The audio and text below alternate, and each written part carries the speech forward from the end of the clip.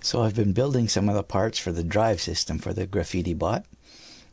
These are the rear wheels that I 3D printed. They have O-ring tires that just snap on here like that, and they will mount into a pillow block bearing like this, which has little set screws in it to attach it to the axle, and that should work just fine. So there's two of those over here. These are the front wheels. Again, same O-ring, but they don't have an axle on them. What they do is they connect to the motor here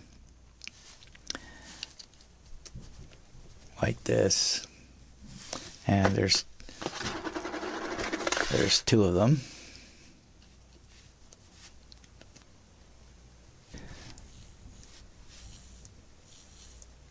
So this motor will drive the front wheel, and this motor goes into a steering post, which is this thing, like that, so that it can rotate. Again, there will be a pillow block a little bit bigger than this that houses this steering post, and the steering motor is this guy, so he will plug in here,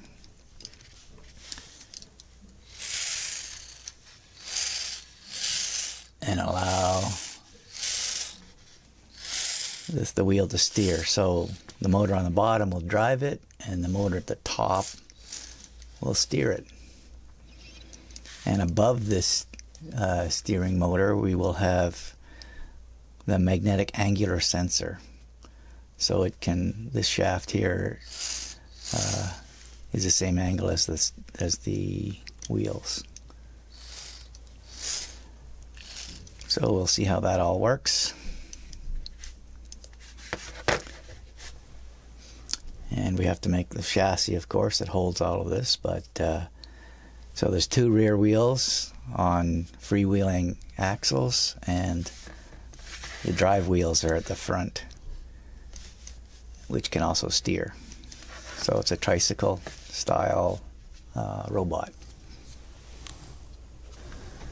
Alright, so here's the mechanism. I'm just going to show that the drive motors can work. This is the steering motor that I've connected up, and if I power it, we can see that it will rotate no problem, and it's going to be able to turn 360, so I'll have to control that to make sure it doesn't go too far. And here's the drive motor for the wheels, the front wheels. It's a little bit faster than the other motor, which is just fine for this. So of course this is where the wires will come out from the motor. They'll have to be tied off so they don't get wound up when the steering works. But the motors work.